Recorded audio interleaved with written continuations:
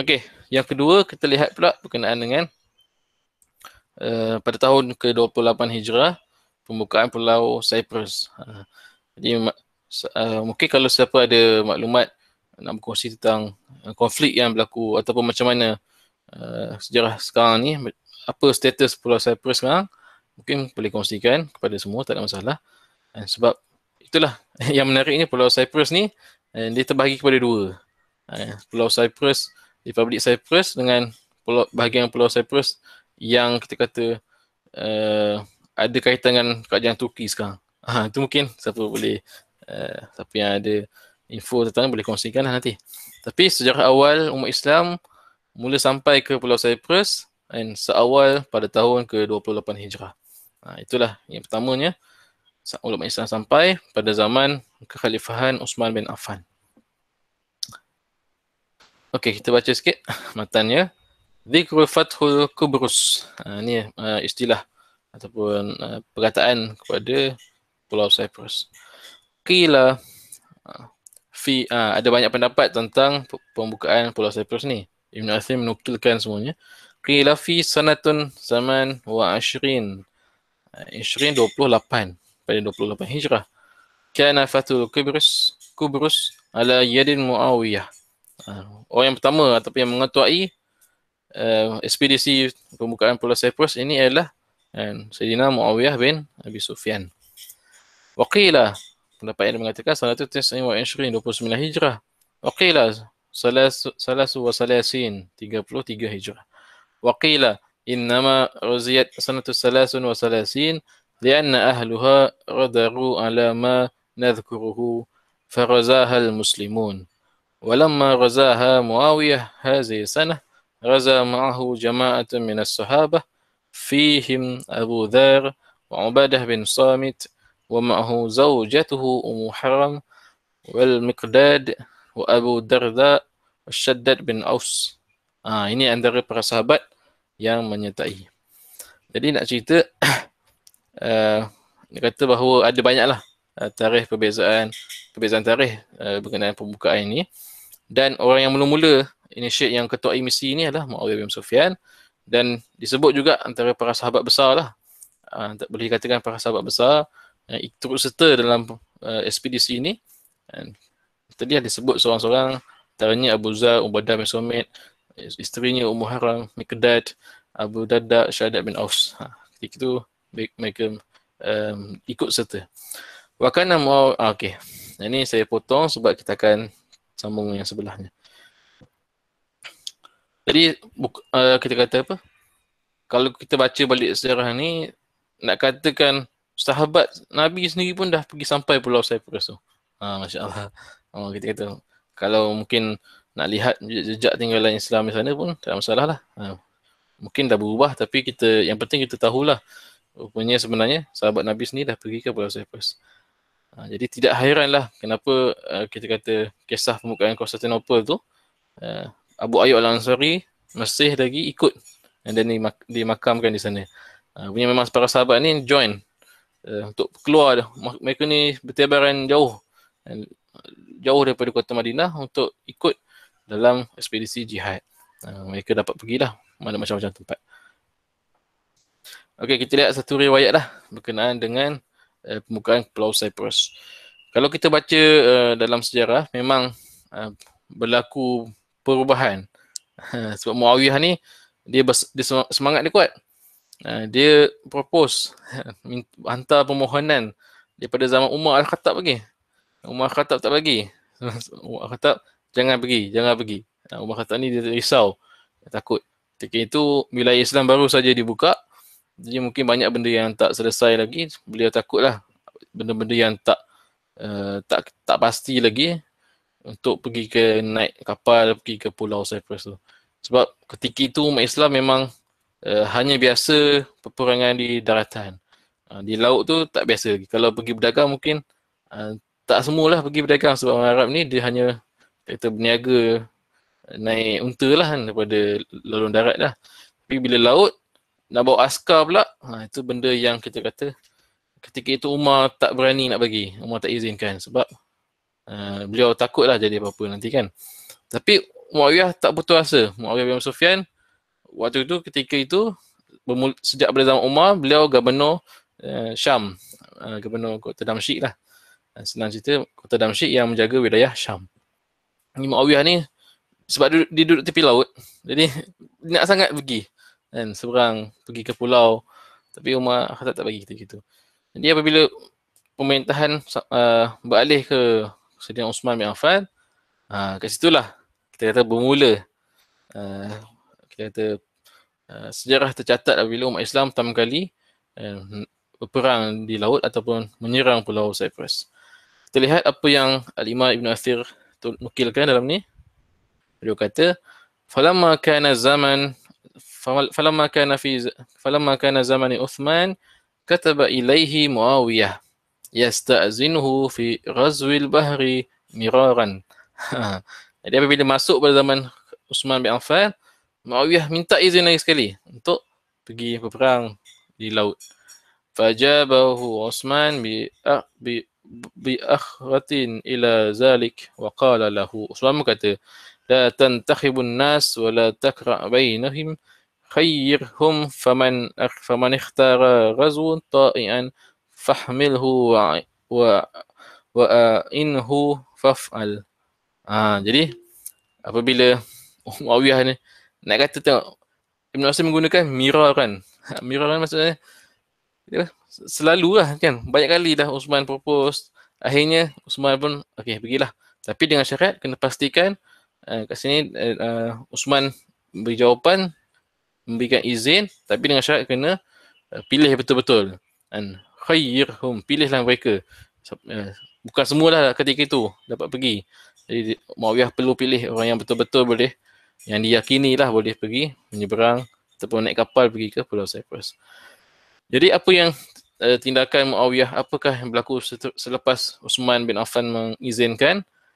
Jadi wasta'mala 'alal bahrin Abdullah bin Qais al-Jasih halif Bani Fazawah.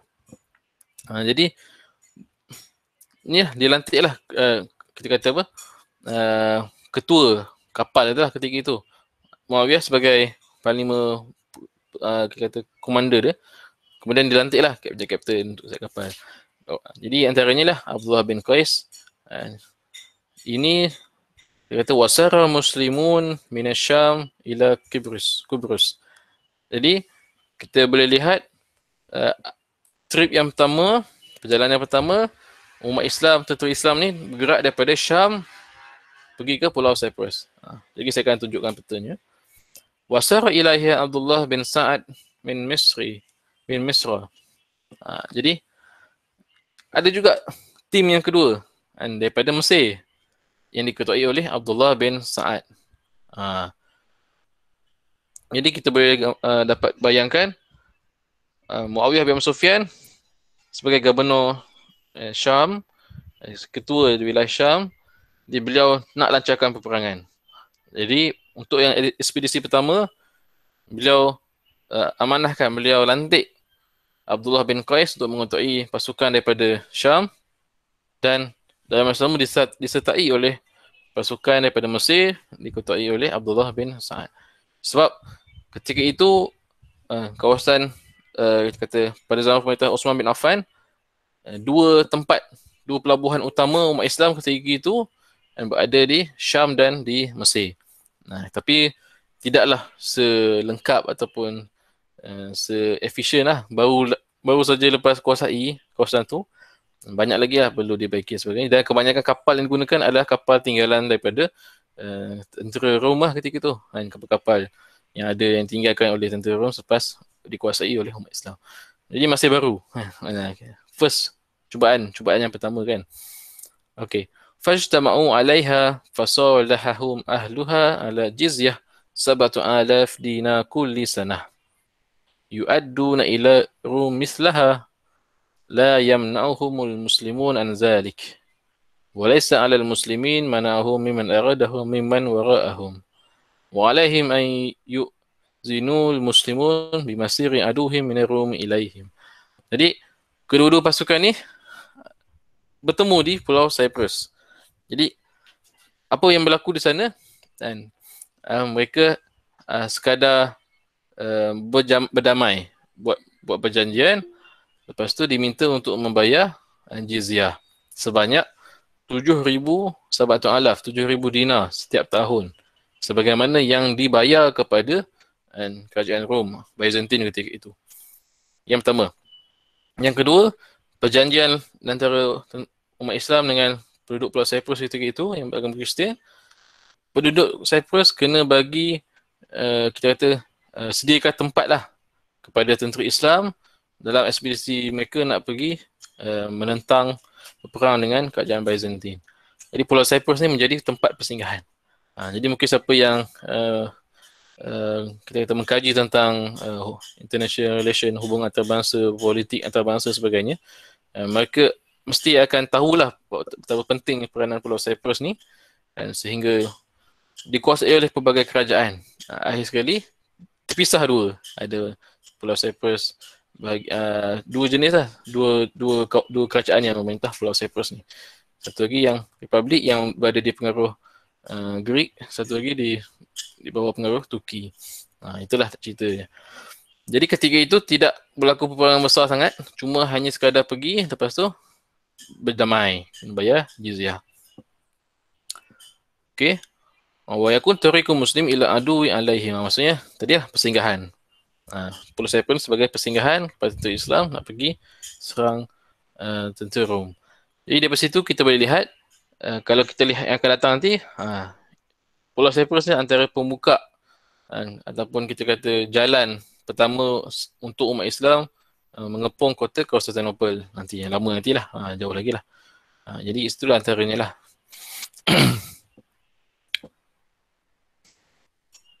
Qala Jabir bin Nafir, Jubay bin Nafir, walamma futihat Kubrus wa nahbu minha as-sabi, nazartu ila Abi Darda yabki.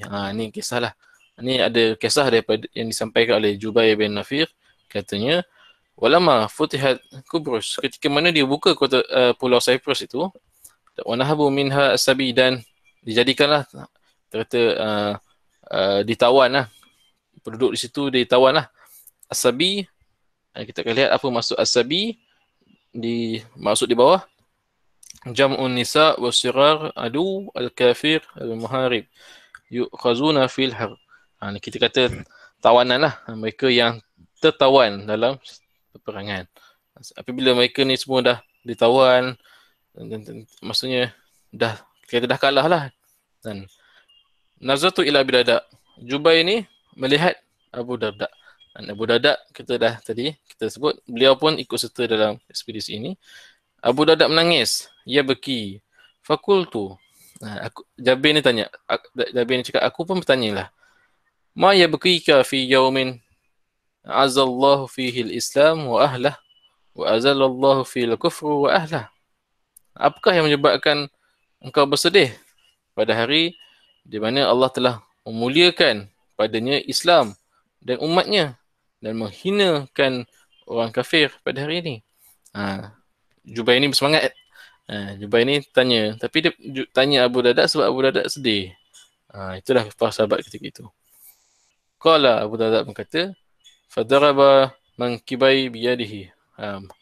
Kemudian bertepuklah, Abu Darda ni bertepuklah, mankibai ni bahu saja. Bahu. Tepuk dengan tangannya. Waqala, dia pun berkata, Abu Darda berkata, taqilatka ummuka ya Jubair, ma ahwana khalqullah ala Allah idza taraku amruhu bainama hiya ummatun zahirah qahiratun linnas lahumul wuk idza taraku amrullah. Abu Darda ni risau. Kita sekarang dah hebat, kita dah memiliki kekuasaan.